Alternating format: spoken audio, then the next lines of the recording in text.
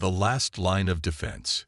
Captain Elena Santos stood at the bridge of the UES Guardian, her weathered hands gripping the tactical display as she studied the swirling patterns of hyperspace traffic before her. 20 years of commanding medical evacuation route patrols had taught her to spot the subtle distortions that indicated trouble, and right now, every instinct she'd developed was screaming danger.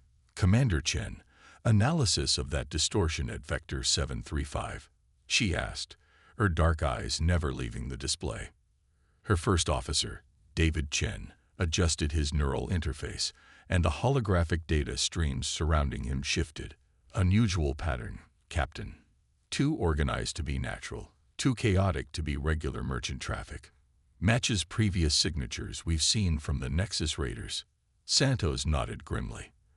The Nexus Raiders were the latest scourge of the medical evacuation routes, pirates who specifically targeted vulnerable hospital ships and medical transports, stealing supplies and ransoming patients. The fact that most species considered such actions unconscionable only seemed to drive the raiders' prices higher. "How many ships are we tracking in the task force?" she asked, already running tactical scenarios in her mind. Guardian's long-range sensors show 5 main signatures, but there's something odd about their formation. Chen replied, his cybernetic eye whirring as it processed the data. "They're arranged in a spiral pattern I've never seen before." Santos felt her stomach tighten. In her experience, new tactical formations meant new weapons or new strategies. Either way, it spelled trouble for the civilian ships under her protection. The UES Guardian wasn't much to look at by galactic standards. Like most human ships, it was a utilitarian blend of function over form. Thick armor plates covered its hull like overlapping scales, while multiple point defense turrets bristled from every angle. The aliens called them ugly, but Santos preferred battle-tested. "Captain," her communications officer, Lieutenant Rhea Patel, called out suddenly.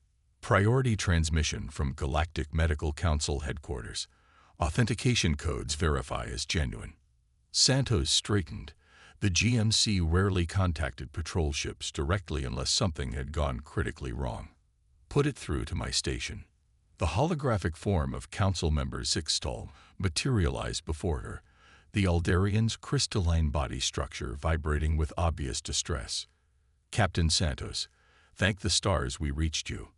We have a Category 1 emergency developing in the Helios sector." Santos felt her crew tense around her. Category 1 meant potential extinction-level event. "What's the situation, Council Member?" "The Meridian Play has mutated," Zixtal said, their voice carrying the artificial calm of someone delivering catastrophic news. "The entire Niluran species is susceptible. We need to evacuate their homeworld, all 7 billion of them, before the pathogen becomes airborne. We're mobilizing every medical transport in the sector, but the raiders will see it as the opportunity of a lifetime." Santos finished, the tactical implications already unfolding in her mind. "How long do we have?" "The pathogen will reach airborne transmission in approximately 72 hours. The evacuation fleet is assembling now." Santos did the quick math. 7 billion refugees, hundreds of medical transports, 72 hours. And somewhere out there, the most notorious pirates in the galaxy were about to learn about the largest target they'd ever seen. "Council Member," Santos said, her voice carrying the steady conviction that had made her famous among the medical evacuation routes, "I need you to get me every human defense force ship in the sector. The raiders won't just hit 1 or 2 transports this time. They'll try to take advantage of the chaos to hit everything at once." "Captain, with respect, the HEF ships are, well, the other Council species consider them rather primitive compared to." "Primitive is exactly what we need right now," Santos interrupted. "The raiders have advanced ships, advanced weapons, advanced tactics. What they don't have is experience fighting humans who are backed into a corner protecting the helpless.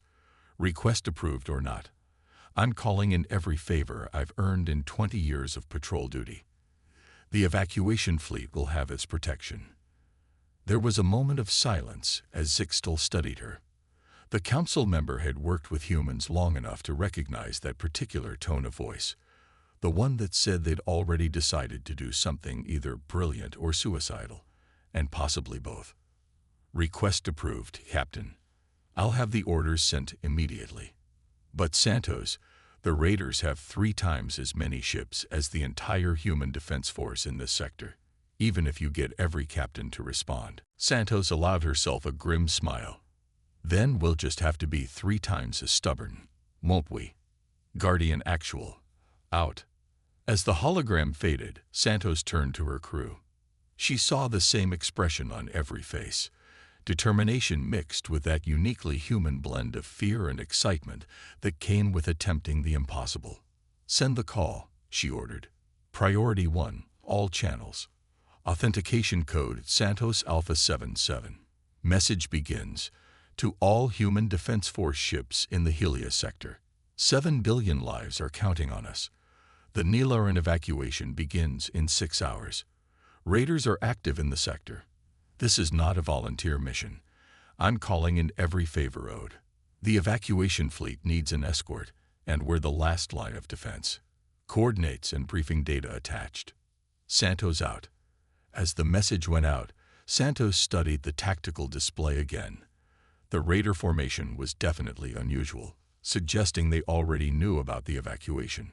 Somehow, they'd gotten advance intelligence. That meant this was going to be even worse than she'd imagined. "Chen," she said quietly, "send a personal message to Captain Reyes on the Hyperion. Tell her to bring those experimental electronic warfare pods she's been working on. We're going to need every trick we've got for this one." The next few hours would determine whether humanity's reputation as the galaxy's most tenacious defenders was deserved. Santos had a feeling they were about to add several new chapters to that particular legend, assuming they survived to tell the tale. Against all odds. The space around Nilara Prime had transformed into organized chaos within hours. Medical transports of all sizes descended toward the planet's atmosphere, their gleaming hulls reflecting the light of the system's dying red sun. Among them, scattered like watchful shepherds, were the distinctly different shapes of human vessels. Battle-scared, utilitarian, and unmistakably dangerous.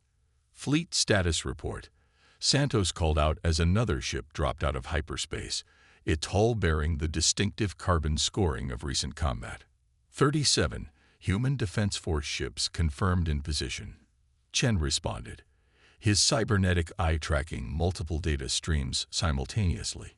Last arrival was the Thermopylae, Captain Rodriguez commanding. She says she had to shoot her way out of a patrol route to get here. Santos nodded, making a mental note to help Rodriguez smooth it over with command later. "What's our final count on medical transports?" 243 vessels of various classes, Lieutenant Paddle reported from communications. "Largest concentration of medical ships I've ever seen, Captain. Current estimates show they can evacuate approximately 1 million Nilarans per hour, assuming optimal conditions." "Which we won't have," Santos muttered, studying the tactical display. The raider signatures they detected earlier had vanished, which meant only one thing. They were gathering their forces for a massive strike. Status of Captain Reyes and the electronic warfare pods. "Hyperion reports all pods deployed in a wide-spectrum grid pattern," Chen answered. "If anything larger than a shuttle tries to slip through our sensor net, we'll know about it." Santos allowed herself a small smile.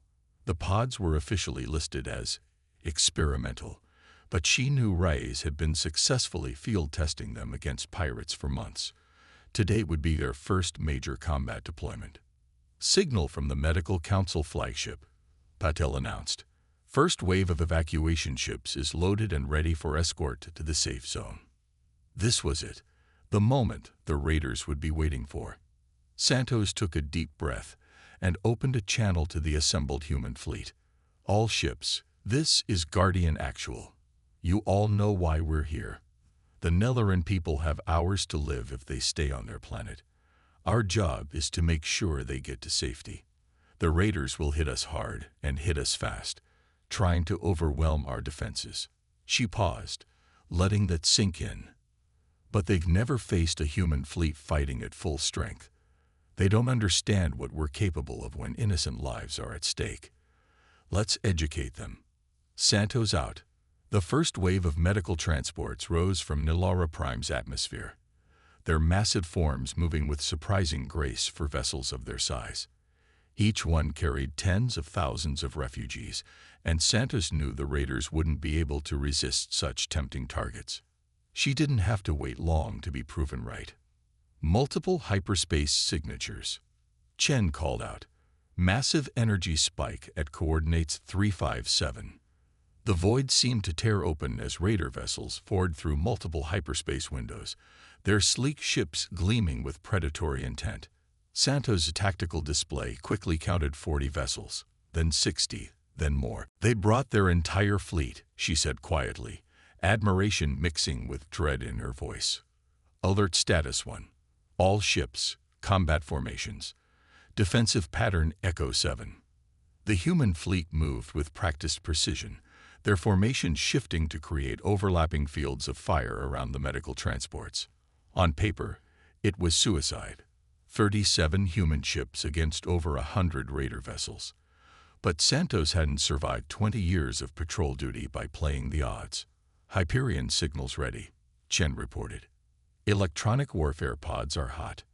Execute primary protocol, Santos ordered. Let's show them why you don't corner humans. Across the battlefield, Reyes's pods activated simultaneously.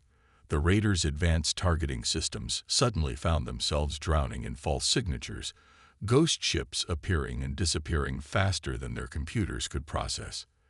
Their formation began to break as individual captains tried to compensate for the electronic warfare. They're splitting up, Chen observed. Smaller attack groups, trying to find gaps in our coverage. Santos nodded. Just as expected. Signal the Thermopylae battle group. Begin attack pattern Theta. 5 human ships broke formation, charging directly at the largest concentration of raider vessels. It looked like madness to the watching medical council observers, until the human ships launched what appeared to be chunks of metal debris. Metal storm mines armed and tracking, Chen reported with grim satisfaction. The raiders, their sensors still confused by the electronic warfare pods, didn't recognize the threat until it was too late. The seemingly random debris suddenly ignited with maneuvering thrusters, creating a lethal field of hypervelocity projectiles that shredded through shields calibrated for energy weapons. First blood to us, Santos said. But they'll adapt quickly. Signal all ships, begin randomized defensive rotations. Don't let them predict our patterns. The battle evolved into a complex dance of feints and counterattacks. The raiders had superior technology and numbers, but the human fleet fought with the desperate creativity of cornered prey protecting their charges.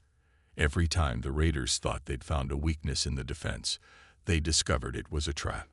Medical Transport Group 1 reports ready for hyperspace jump, Patil announced, requesting final escort coordination. Santos studied her tactical display. They'd bloodied the raiders' nose, but this was just the beginning.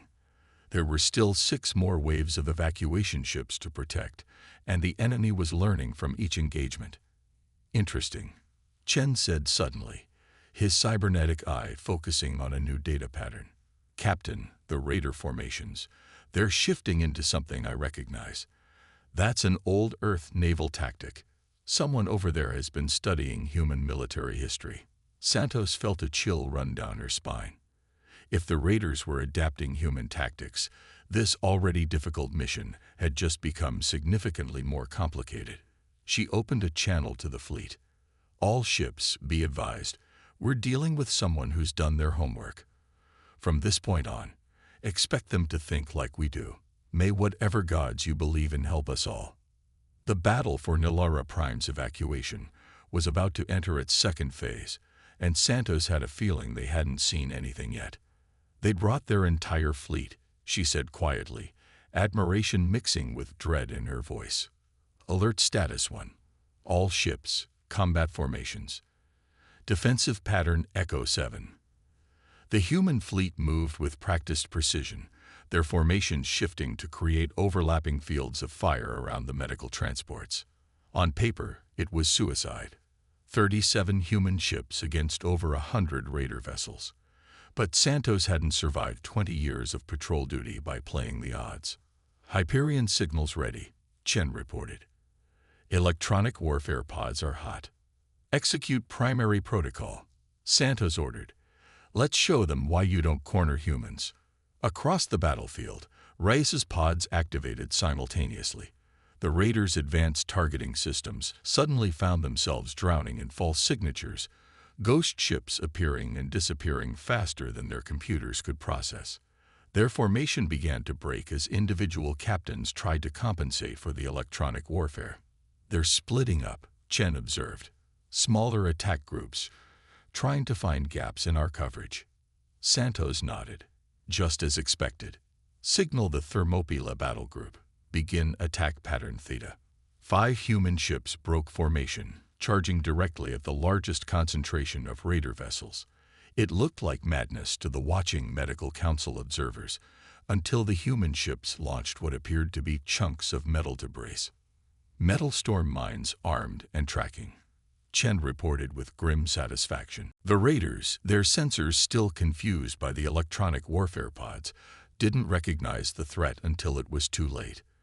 The seemingly random debris suddenly ignited with maneuvering thrusters, creating a lethal field of hypervelocity projectiles that shredded through shields calibrated for energy weapons.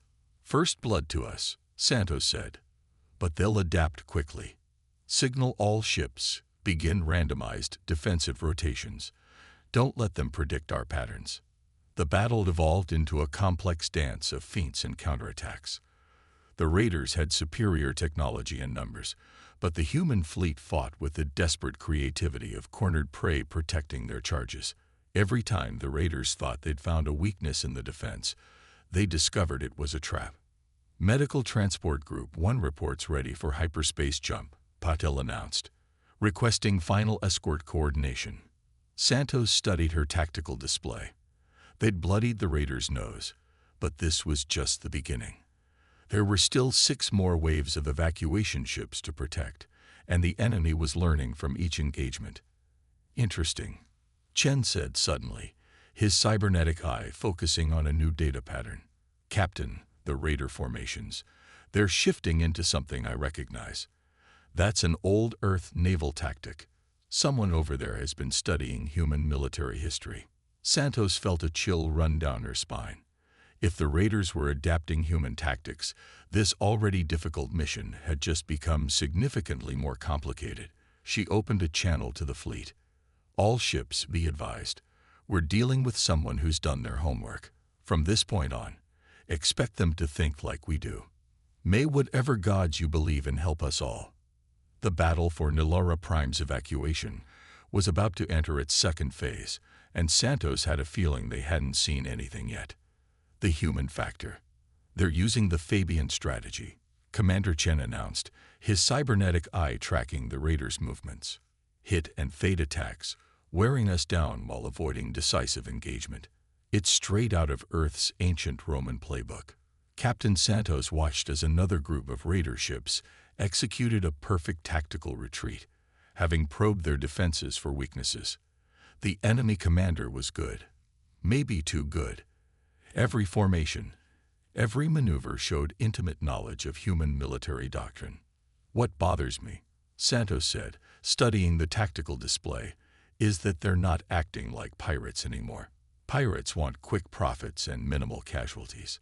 These attacks are coordinated, strategic. They're fighting a war of attrition.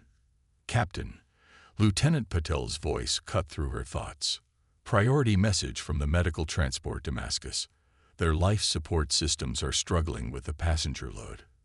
They need to adjust course for emergency maintenance, but that would take them outside our defensive screen. Santos felt the weight of command pressing down on her shoulders. They'd successfully evacuated 2 waves of refugees, but 3 million Nilorans still waited on their dying world. Every delay put more lives at risk. Send the data to Captain Reyes on the Hyperion, Santos ordered. I want her analysis of the raiders' attack patterns for the last hour. There's something we're missing here. The response came back quickly. Captain, you need to see this, Chen said, forwarding the analysis to the main tactical display. Rise spotted it in the background radiation readings. The raiders aren't just studying our tactics, they're predicting them. Their ships are equipped with quantum probability engines. Santos felt her blood run cold. Quantum probability engines were theoretical technology that could calculate the most likely actions of an opponent based on historical data. If the raiders had working versions, that's how they knew about the evacuation in advance, she muttered. They weren't tipped off. They predicted it. And now they're using our own military history against us. She straightened in her command chair. Open a channel to all ships. Channel open, Captain. This is Guardian Actual to all vessels. We've confirmed the enemy is using quantum predictive technology based on Earth's military history. They think they can anticipate our every move.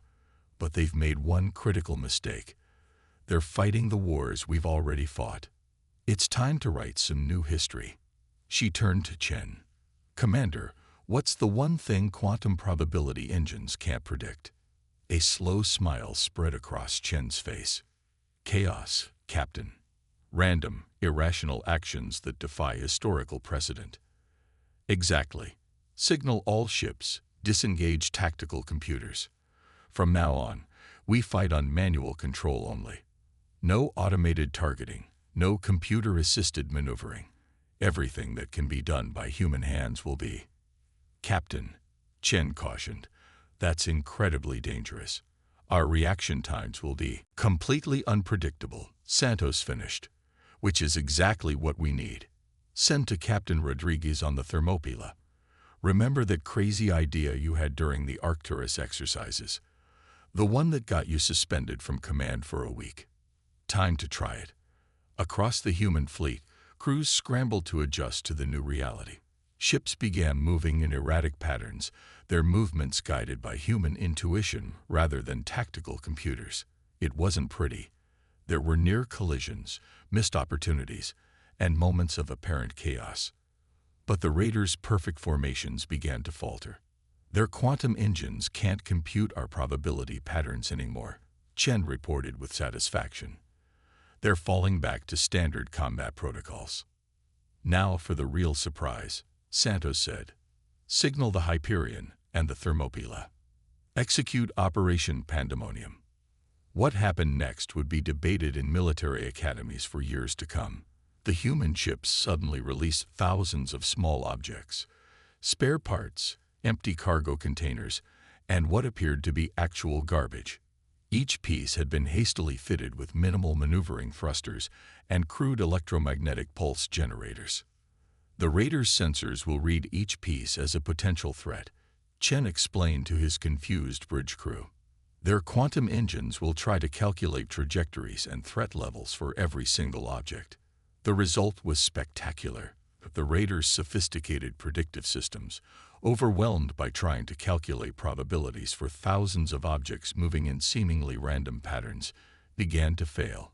Ships that relied too heavily on automated systems found themselves paralyzed by contradictory data. Medical Transport Damascus reports their maintenance is complete, Patel announced. Third evacuation wave is ready to begin launch sequence. Santos nodded, watching as the raider fleet struggled to reorganize. They thought they could beat us by studying our history. But they forgot the most important lesson about humanity. We're our most dangerous when we're forced to improvise. She opened a channel to the fleet again. All ships prepare to escort the next wave. And while your crews are manually targeting those raiders, I want you all to think about something. Today, we're not just saving the Nelloran people. We're teaching the galaxy a lesson about the difference between studying history and understanding it. Guardian Actual. Out. The battle was far from over, but Santos allowed herself a moment of satisfaction. The raiders had tried to use humanity's past against them, only to discover that humans were perfectly capable of defying their own historical precedents when the situation demanded it. As she watched her fleet move to protect the next wave of refugee ships, Santos couldn't help but smile. Sometimes the best way to honor history was to write an entirely new chapter. Breaking point. The battle had been raging for nearly 40 hours. The human fleet, running on stimulants and determination, had successfully protected 4 waves of evacuation ships, but the cost had been steep. The UES Guardian's hull bore the scars of multiple direct hits, and 11 human ships had been destroyed or disabled. Status of the Raider fleet? Santos asked, her voice hoarse from hours of issuing commands. Their numbers are down to 67 ships, Chen reported, his cybernetic eye flickering as it struggled to maintain function after a power surge. But they're consolidating their forces for something big. Their formation suggests. He trailed off, and Santos saw why. The Raiders were arranging themselves into a massive wedge formation, a classic breakthrough pattern designed to shatter defensive lines. They're going all in, Santos said quietly. They know we're exhausted, and they're betting we can't stop a concentrated thrust. She studied the tactical display, noting the positions of the remaining human ships. 26 vessels, many of them operating at reduced capacity. Time until the next evacuation wave is ready. 90 minutes, Heidel answered. Medical Transport Control reports 2 million Nillarans still waiting for evacuation. The pathogen is showing signs of airborne mutation ahead of schedule. Santos felt the weight of those 2 million lives pressing down on her. Her fleet was battered, her crews were exhausted, and the enemy was preparing for a decisive strike. Conventional wisdom said to retreat, to preserve what forces they had left. But humans had never been very good at following conventional wisdom. Open channel to all ships, she ordered, rising from her command chair. This is Guardian Actual. By now you've all seen what the Raiders are planning. They think we're too weak, too tired to stop them. They're betting that we'll break under a massive frontal assault. She paused, looking at the faces of her bridge crew, human faces showing fatigue, determination, and that peculiar mix of fear and excitement that came with attempting the impossible. 2 million people are counting on us to prove them wrong. We may be tired, we may be damaged, but we're still human. And humans have a long history of doing the impossible when people's lives are on the line. The tactical display suddenly lit up with new signals as the Raider wedge formation began to move. Their ships accelerated in perfect synchronization, quantum engines humming with power as they prepared to punch through the human defensive line. All ships, execute Battle Plan Omega, Santos ordered. Concentrate all power to forward shields and prepare for ramming speed. Chen's organic eye widened. Captain, you can't be serious. Our ships aren't designed for. The Raiders have studied our military history, Santos interrupted. But I bet they never studied the civilian side. Lieutenant Patel, transmit the historical files I prepared to all ships. Focus on the Dunkirk evacuation of 1940. Understanding dawned on Chen's face. Small civilian boats against overwhelming military force. Saving hundreds of thousands of lives, Santos finished.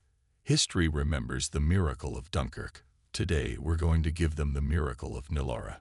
All ships, prepare to execute on my mark. The Raider wedge formation closed the distance rapidly, their superior weapons charging for a devastating alpha strike. But the human fleet wasn't retreating. Instead, the 26 remaining ships began to move in ways that defied tactical logic. The Guardian and 5 other heavily armored ships formed a line directly in the path of the Raider wedge. Behind them, the lighter human vessels split into pairs, each taking position at seemingly random points in space. Enemy within firing range in 30 seconds, Chen reported. Transmit to all ships. Execute Operation Little Ships, Santos commanded. What happened next would be studied in military academies across the galaxy for generations. As the Raider wedge formation committed to their attack run, the paired human vessels suddenly released their cargo. Hundreds of civilian shuttles, maintenance pods, and emergency escape vehicles. Each tiny craft had been hastily fitted with shield generators cannibalized from damaged systems. The space between the opposing fleets filled with a cloud of small, agile craft piloted by volunteer crew members. The raiders' formation began to waver as their targeting systems struggled to prioritize threats among the swarm of tiny vessels.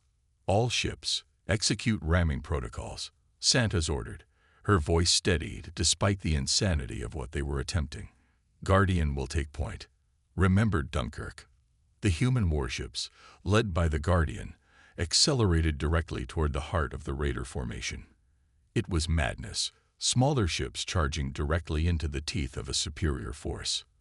But like their spiritual ancestors at Dunkirk, they weren't fighting for glory or tactical advantage.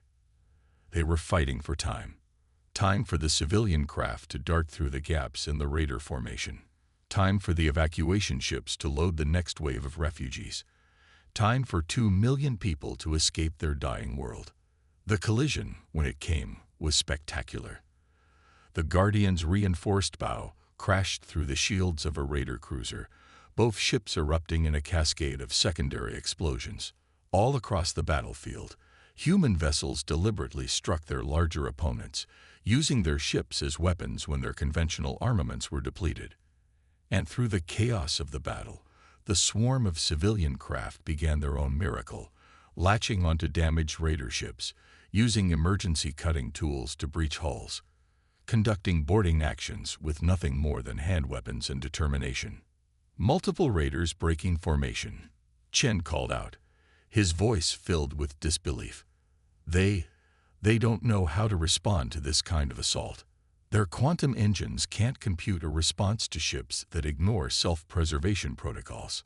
Santos gripped her command chair as another impact rocked the Guardian. Sometimes the most human thing we can do is defy logical probability. Signal all ships, continue the attack. The evacuation must be protected at all costs. The battle had reached its breaking point, but as Santos watched her fleet commit everything they had to one desperate gamble, she knew that humanity's reputation for protecting the helpless would be cemented today, one way or another. 3 weeks after the Battle of Nilara, Captain Alina Santos stood before the Galactic Medical Council, her dress uniform unable to hide the bandages beneath. The council chamber was packed with representatives from dozens of species, including a large delegation of Nilarans, their crystalline bodies reflecting the chamber's lights in patterns of gratitude. "The final casualty reports have been compiled," Council Member Zixtal announced, their crystalline form vibrating with complex emotions. Of the 37 human ships that responded to the evacuation crisis, 29 were severely damaged or destroyed. Yet somehow, through actions that many would consider impossible, your fleet managed to protect the evacuation of 7 billion Nilarans. Not a single medical transport was lost. Santos remained at attention, though her injuries made it difficult. "We had help at the end, council member. When the other species' medical ships saw what we were willing to sacrifice to protect the evacuation, they joined the fight." "Yes," Zixtal agreed, "but it was humanity that showed us the way. The tactical analysis of the battle has been enlightening. Your fleet faced an enemy with superior numbers, superior technology, and even quantum prediction capabilities. By all logical analysis, you should have been defeated." "Logic doesn't account for everything, council member," Santos replied. "The raiders made the mistake of thinking they could predict human behavior by studying our military history. They forgot that our greatest moments often came from ordinary people doing extraordinary things to help others." The chamber's holographic displays activated, showing footage from the battle's final hours. The desperate charge of the human warships, the swarm of civilian craft conducting improvised boarding actions, the moment when medical ships from other species joined the fight, their crews inspired by human sacrifice. "We have received a formal request from the Nilaran people," another council member announced.